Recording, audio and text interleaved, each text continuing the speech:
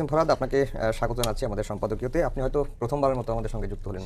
জি, আমরা একটু পিনাকি ভট্টাচার্যের একটা স্ট্যাটাস নিয়ে কথা বলছিলাম, যে পিনাকি ভট্টাচার্য তার স্ট্যাটাসে বলেছেন তার প্রেডিকশন যে ছাত্র শিবির ভিপি জিএস সহ বেশিরভাগ আসনে জিতবে এবং একেবারে ফেনোমিনাল বিজয় হবে।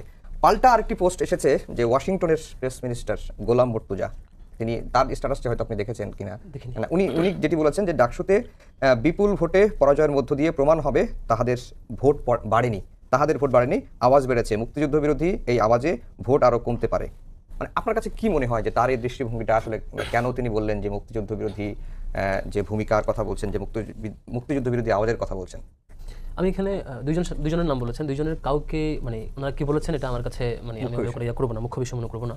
বরং আমার মনে হয় যে ছাত্র শিবিরকে অ্যানালাইসিস করার সময় শিক্ষার্থীরা যেগুলো বিচার করবেন, এটা হচ্ছে পোস্ট 5 আগস্ট, এটা হচ্ছে প্রি 5 আগস্ট, যেটা একটু আগে হামিম বললো আর কি।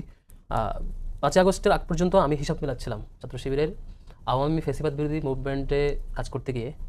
একটা সিম্পল ঘটনা বলি, মার্চ ফর ডেমোক্রেসি ঘোষণা দিয়েছেন বেগম খালেদা জিয়া, তার মনে থাকবার কথা। সেদিন অনেককেই পাওয়া যায় না, সাহসী অনেককে, কিন্তু যে ছেলেটা মারা গেছে সেটা শিবিরের সাথে ছিল, সেগুলোতে মারা গেছে। সেমভাবে প্রত্যেকটা দফায় প্রত্যেক জায়গায় সারা দেশব্যাপী কাজ করতে গিয়ে শিবিরের লক্ষাধিক মামলা ছাত্র শিবিরের ঘাড়ে, এখনো হাজার হাজার মামলা এখনো সলভ হয় নাই। আমাদের এখনো 7 জন ভাইকে সে সময় শাখা সভাপতির বিভিন্ন সময় গুম অবস্থায় এখন আমরা পাচ্ছি না, এখন আমরা মিসিং। আমাদের চট্টগ্রামে আমার এখনো স্টিল মনে আছে, চট্টগ্রাম ছিলাম, একজনকে ধরে নিয়ে তুই শিবির করস, ডাইরেক্ট ফায়ার গুলি দিতে বেরোয়েছে।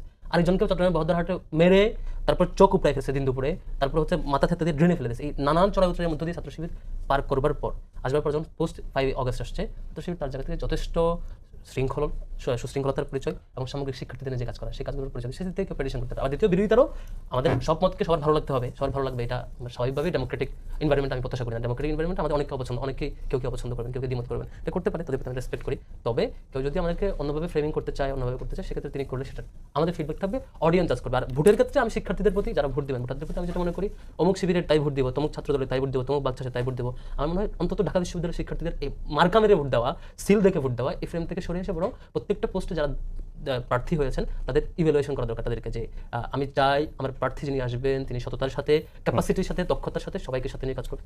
যাকে তিনি ক্যাপেবল মনে করবেন তাকে ভোট দেবেন। যদি আমার পোস্ট আমাকে মনে হয় যে আমি ক্যাপেবল না, আমার চেয়ে ক্যাপেবল কেউ আছে তাকে ভোট দেবেন। আমি এই জায়গায় আসলে সততার পরিচয় দিতে চাই। এবং শিক্ষার্থীদেরকে আমরা ছাত্র শিবিরের আমরা যখন ঐক্যবদ্ধ শিক্ষার্থী জোট গঠন করছি, তখন আমরা এটা চেষ্টা করেছি যে আমার সংগঠনকে এটা প্রায়োরিটি না দিয়ে বরং আমি চিন্তা করেছি যে আমার এই ক্যাপাসিটি, ইন্টিগ্রিটি এবং হচ্ছে অনেস্টি, এই বিষয়গুলো মাথায় রেখে যদি কোনো শিক্ষার্থী অপছন্দ হয় তিনি ভোট দেবেন না, নিশ্চয়ই তিনি ভোট দিতে বাধ্য নন। তবে ভোটারদেরকে যেটা বলবো সেটা হচ্ছে কম্পারিজন করবে। জি, আপনার প্রশ্ন। জি, যেটা আবু বকর মজুমদার বলছিলেন যে 5 আগস্ট পরবর্তী ছাত্র শিবিরের যে ভূমিকার কথা, মোরাল পুলিশিং এর কথা এসেছে, তারপরে হচ্ছে প্রকাশ্যে রাজনীতি বা গুপ্ত রাজনীতির বিষয়